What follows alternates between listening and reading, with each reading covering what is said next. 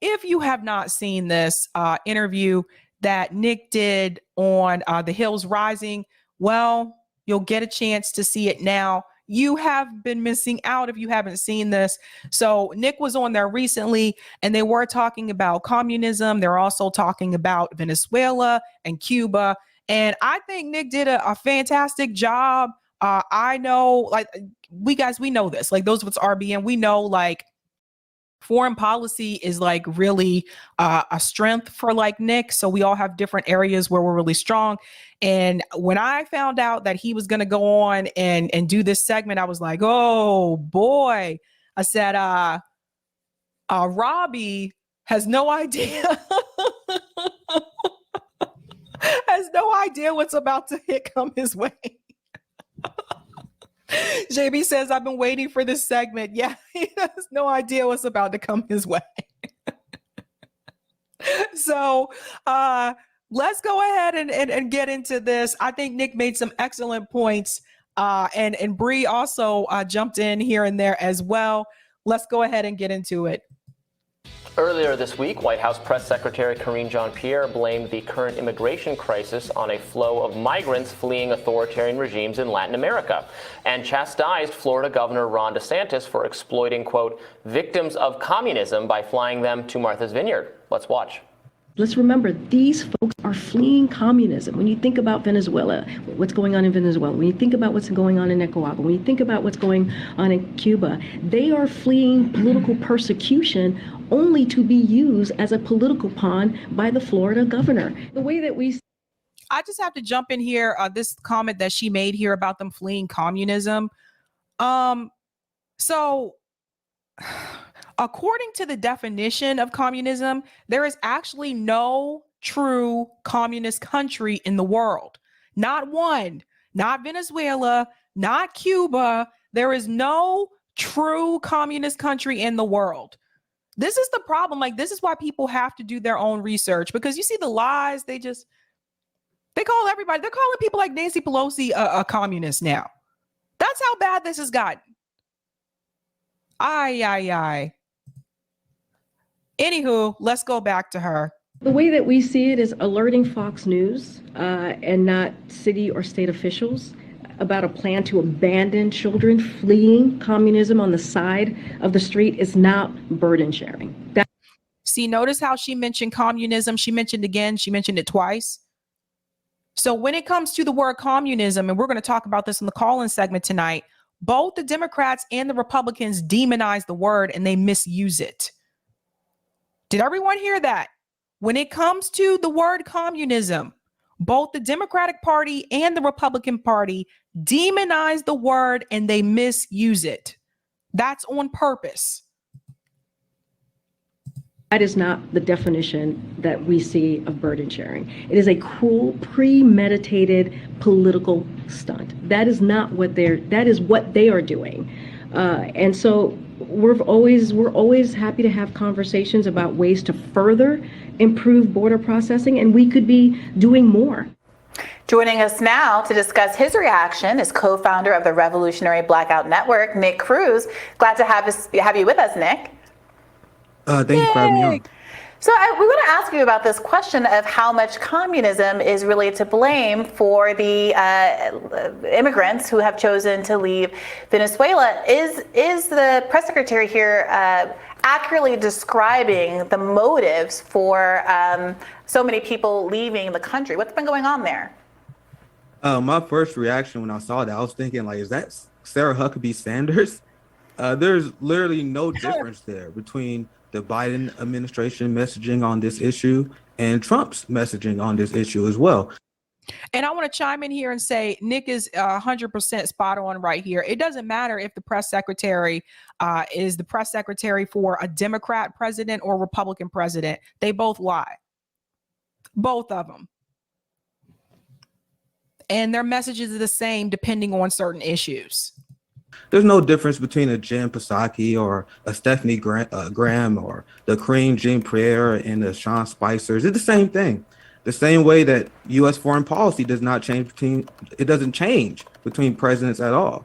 And the idea you're going to blame communism instead of U.S. intervention All three of those countries she named are countries that the United States has put sanctions on and interfere with. And this is kind of the same thing that Chomsky was saying as well. When you look at Donald Trump and you look at Joe Biden, they mostly have the same foreign policy when it comes. I just want to chime in here for a second and say, you notice how when they demonize like communism in reference to those countries, which I already said there's no true communist country in the world, but you notice when they do demonize it, the people leaving, like why they're leaving, notice they never mention what Nick just told you. Notice they never mention that the US government has put sanctions on those countries and made it very difficult for those people economically in those countries because of those sanctions. They never mention that part. And most people you talk to, especially if they're not really following the news like that, most people you talk to have no idea what is really going on economically in those countries. From seeking regime change in Venezuela, sponsoring genocide in Yemen, cozying up with Saudi Arabia, funding and shielding the apartheid state of Israel, their hardline stance on Iran, and escalating with China. It's the same thing. It's the same thing. How can you blame an economic model for the failures and what happened to the citizens when you guys are illegally seizing their assets and not allowing them to sell their oil on the international market? You had the Bank of England they just had a sham trial where they said, we were like, oh, well, the $1 billion in gold that we stole from Venezuela, we had the right to do that. And it's very telling that you see the same colonial powers, whether it be the UK, Germany, and the United States, imposing their imperial conquest ambitions on the global South. They think they have the right to ruin the lives of Venezuelans, for example, and other countries because they reject their capitalist imperialist political agenda. The Venezuelan people 100% knows what's going on. That's why Nicolas Maduro is stronger than ever. And this is another example of U.S. sanctions failing. They know the United States government is trying to take them down to install far right-wing fascists that is mostly white, that is mostly bourgeoisie, that has been waging an active class war against Venezuela. When you look at Nicolas Maduro and the socialist revolution that started 20 years ago, that is mostly supported by Black, indigenous, and poor people. And you have the white bourgeoisie who in charge of the media, who run all the companies. They have been waging a class war backed by the United States, backed and supported by the United States. So Nick is letting you know right there that even when it comes to those issues in those countries, class is still a factor. There is a class divide when it comes to what they support and who they support. I'm so glad that he mentioned that on Rising. I'm so glad. Like, you guys don't know. I was like, you know, Nick's not related to me, but I honestly, when I watched this clip, I was sitting back like a proud sister. And I was like, yes, I was just like, yeah. I'm like, tell it. And you can tell right now by the expression on Robbie's face, he just looks so.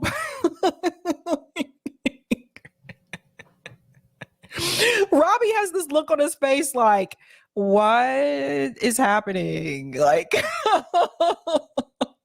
oh man. So it's the height of irony. The Democrats and Pierre, they complain about January 6th. If you look at the coups they sponsor in these countries that she listed, that January 6th is child play compared to what we do to Venezuela. We back Bolsonaro, who used to send death squads into Venezuela to assassinate and kill Maduro supporters. You had the hard far-right fascists in Venezuela that was setting left-wing supporters of Nicolas Maduro on fire in the streets. These are the people that we support. So the idea that you're going to blame an economic model instead of our actions is ridiculous on face value.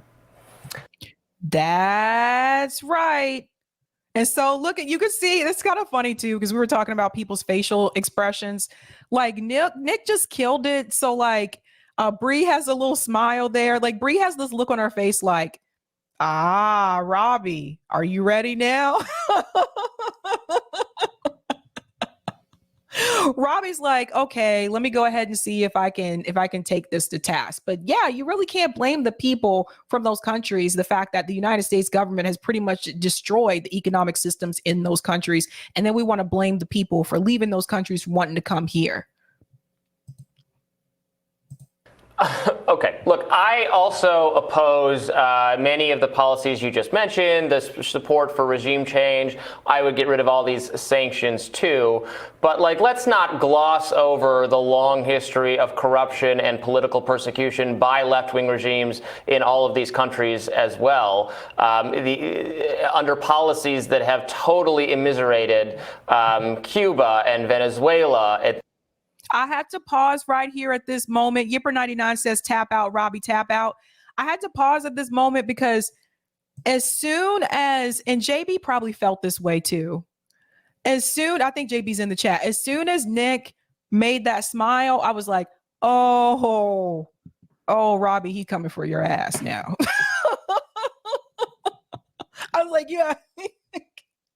He is coming for you. You don't even know what he's thinking right now, but he's about to tear you apart. It's coming. It's coming. It's on and on and on. I think it's laughable to say it's all the U.S.'s fault. So Cuba has a higher life expectancy than the United States, a higher literacy rate, a much better healthcare system, despite the fact that the United States stole billions of dollars from them. So I'm asking you, Robbie, what's the excuse for the United States?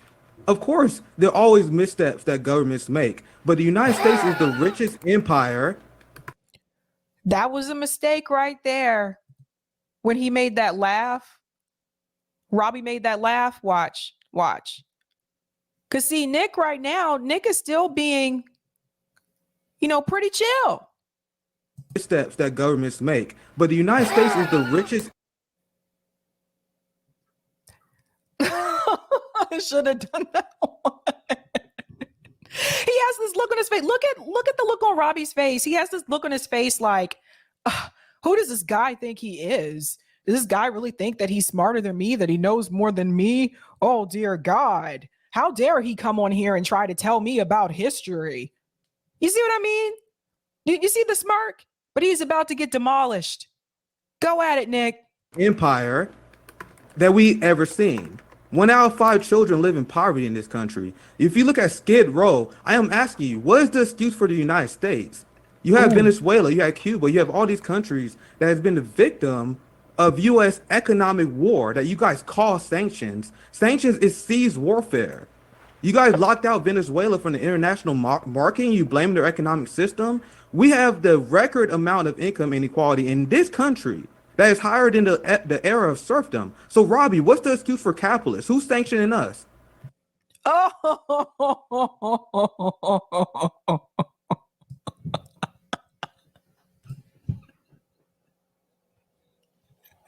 I can't. It's like, tap out, Robbie, tap out. Seriously. It's a good question, right? No country has sanctions on us. So Nick brought up perfect points. Why do we have a Skid Row in this country? Multiple ones, actually. Why do we have a homelessness problem in this country? Why do we have so many kids growing up in poverty in this country? And they talking about, Democrats said they lift up half the kids out of poverty. They ain't even finished the whole child tax credit. They had to cut that short. Why do we have the economic problems that we have in this country? Why do we have the poverty issue that we have in this country? What's the excuse for the failure that we have in this country and nobody puts sanctions on us? It's capitalism. That's the reason for it. And that's the point that Nick is trying to drive home. You're going to criticize the people that are coming from countries like Venezuela. You're going to criticize those people. Their economic system has been destroyed by the United States government. When it comes to the failures that we have here right home, what's the excuse? There's no sanctions on us. We failed ourselves. The corporations failed the people in this country. They got greedy. Like I told you, they sent the jobs overseas. Think about that. Think about it. But Nick goes on. I don't think Skid Row, I mean, the collapse of American cities under progressive liberal democratic regime. Look at Bree's face.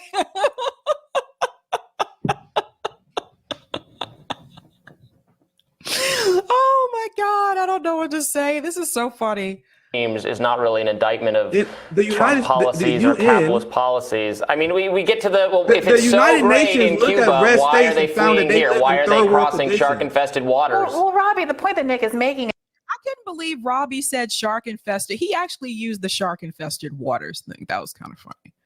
He used the shark-infested waters. So Bree's going to come in now, and she's going to, she's going to try to do it, I guess, in Robbie language. Because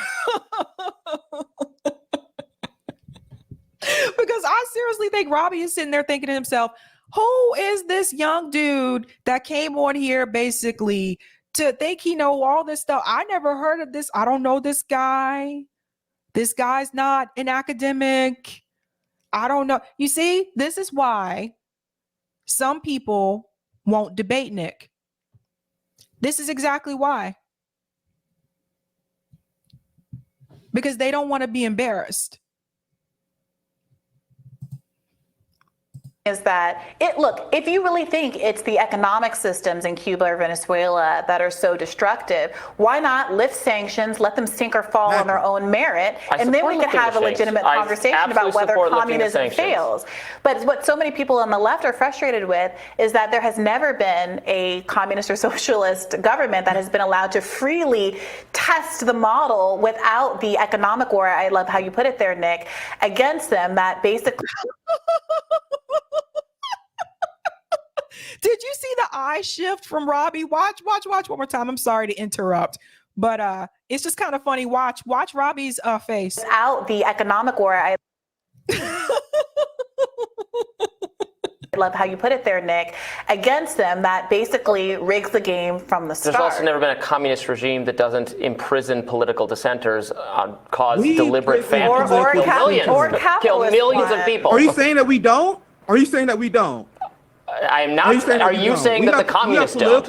No, I've indicted all of our policy. This is why we can never have honest conversations. I will criticize everything that we do, everything the capitalist West governments do, and then you say, "Oh, so you're not criticizing them?" I'm saying all the sanctions are bad. Wait a minute, and then I had to pause it there. Look at this. I had to pause it. Robbie's facial expression is too funny. Look at it. Nick is smiling. Bree is smiling.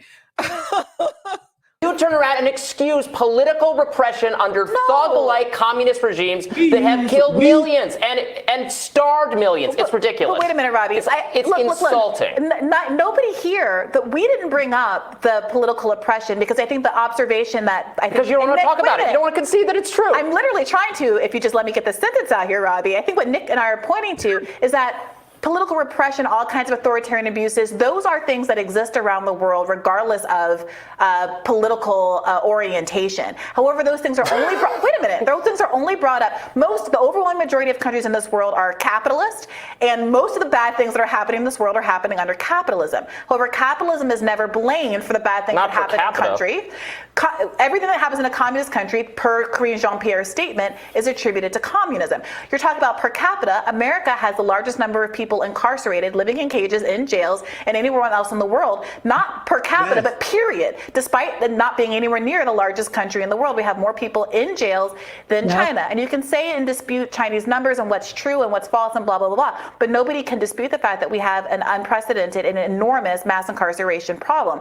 So this is not to excuse anything anywhere, but the point still stands. If you think that communism and socialism are such a unmitigated disaster, why is it that they have not been allowed to go ahead and run their own countries into the ground without American political interference? Yeah. That right there is the golden question. If people believe that communism, socialism is such a bad thing, if that's what the U.S. believes, then if that's the case, why aren't you letting those countries explore that? And if their economic system fails, well, then it just fails. That's for their country. Let them do what they want to do with their economic system in their country. Why haven't they been given the opportunity to even allow it to fail? And then you think about the McCarthy era when there was a lot of fear around communism. And you think about some of the things that people said back then, which was, we have to stop it now because communism can spread. They talk about it like it's like smallpox or something. I don't know. It's really weird when you go back and you read about the McCarthy era. Very strange. What are they so afraid of? I would say that capitalism is more fearful. You should be afraid of that. You should be more afraid of capitalism than you are of communism. That's how I feel. Because I know a lot of people that have lost, not everything, but a lot of people that have lost their jobs, people that have lost their homes under a capitalist system right here in the United States and never got it back. Never. Let's go on. We shouldn't have American political interference. Again, I agree. I say it every time on this show, but they would not be thriving on their own and have never thrived on their own. So you realize that U.S. state policy, when they put Cuban embargo on there, was to destroy the economy because they didn't want to show an alternative to capitalism. If you capitalists are so confident that communism will fail, why won't you leave it alone, Robbie? Why won't you guys leave it alone? I mean, why I'm not in you guys charge of the cooperate with policy of the these country, man. I would rescind all of the blame the sanctions system. tomorrow. Well, Nick, And you can't claim that these countries are also authoritarian, because imagine what would happen. And you saw Democrats right now prosecuting January 6th protesters. You had the CIA literally sponsor death squads in Venezuela that try to overthrow the president. Do you know what the United States would do if we did the same thing? So get real, Robbie. This is how the real world works. There's no.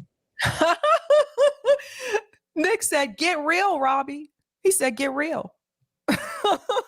I'm sorry, but that cracked me up. But it's true. Imagine if it's never done to us. It's never done to us. No country is trying to overthrow our president. When have we seen this happen? Not once. If we did the same thing. So get real, Robbie. This is how the real world works. There's no such thing as overt authoritarianism. It's countries upholding their laws. Laws are a thing, Robbie. You can't overthrow a president without consequence. well, look, Nick, I love the fact that Nick mentions his name, because that's something that they actually teach you. I don't know if you guys took communication and stuff like that, but there was a class I took when I was an undergrad called interpersonal communication. And one of the things that they taught us in that class is that when you are talking to someone, one of the ways that you can hold their attention, continue to say their name. And it's true. Like if someone says your name, you kind of, what?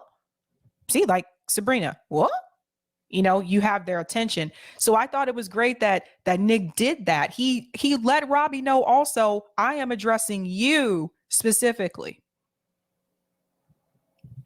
So let's go on. I'll go back a little bit because I interrupted. Authoritarianism. It's countries upholding their laws. Laws are a thing, Robbie. You can't overthrow a president without consequence. Well, look, Nick, and I think that Robbie does, appreciate that. And I, to his credit, would, if magically we're president of the United States, and maybe this will get him my vote, a lot of things would be different. Would lift sanctions on countries like Venezuela. But it seems pretty clear that most people, frankly, regardless of political party in this country, most of our political leaders anyway, would not do the same. And I think it's a really interesting tell about their lack of confidence that all of their narratives around some of these countries would actually, including a lot of the migrants. So I would absolutely support and have supported forever ending the Cuban embargo. But a lot of the Cuban migrants who come, one of the reasons we don't do that is there's tremendous political pressure on Florida politicians, on Florida Republicans, from Cuban migrants who don't want to do that. Can you explain why that is? Please, the Nick. Cuban bourgeoisie that has been waging a class war, the same people who fled because Fidel Castro wanted to share the resources with the poor, they don't want to lift the Cuban embargo. Share the resources with the poor sounds like a little bit of a euphemism. No. Go to Cuba and ask the average Cuban how they feel about the Cuban embargo. So these class traders that moved to Florida, their opinion means nothing. They called them class traders.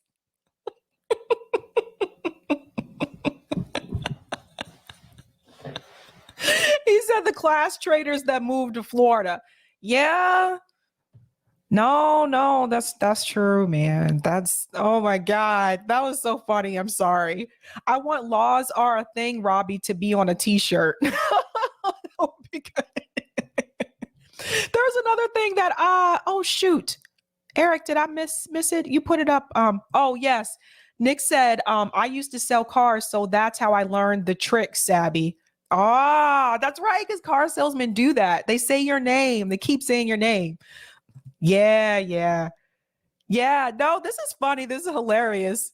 He's like the class traders that moved to Florida. Okay, we'll go back a little bit. Here we go. Go to Research Cuba of the and poor ask the sounds like a average little bit of a Cuban- euphemism. But No. Go to Cuba and ask the average Cuban how they feel about the Cuban embargo. So these class traders that moved to Florida, their opinion means nothing. Saying they didn't want to keep the Cuban embargo? Does that sound like people who care about the country, Robbie? Or people that support U.S. hegemony and capitalist domination? Like I want the uplifting of the global working class, and you guys rather destroy the global working class just so you guys can say zingers like communism never worked, that Cuba is failing. Leave these countries alone and allow them to thrive, and then we can talk. Until then, you have to explain to me, Robbie, what's the excuse for the United States for the massive poverty, despite the fact that we have no country sanctioning us? Where's the U.S. embargo, Robbie? But we got Skid Row. We got people without health care. 60,000 Americans die each year because they don't have health care. 300,000 plus could have lived through the COVID pandemic if we had health care. So what's the excuse for the United States? Who's the giant power that has got their boot on our neck? Our ruling class has failed. The central planning model of the United States has failed. So to point the finger at other systems and while you live in an empire that people are starving in is the height of cowardice. Well, Fatality. Finish him. Oh my God. Yeah, but that's a good question. What country is the one that has their boot on our neck? Is anybody holding us down right now? Is anybody stopping us from thriving, from growing? No. A lot of the problems that we have economically in this country were caused by us. Greed and capitalism. It's a good point. I mean, he brought up some good points. I don't think Robbie was ready. For this. Nick brought that fire. I think the worst thing that Robbie could have done was when he laughed while Nick was speaking. That's a no. I mean, our ruling class is definitely failing the American people on a lot of the subjects you just mentioned, the crime, drug addiction, etc. So, look, I'm sure we agree on that. And yeah, let's withdraw those policies and see how it shakes out. yeah. Look at things.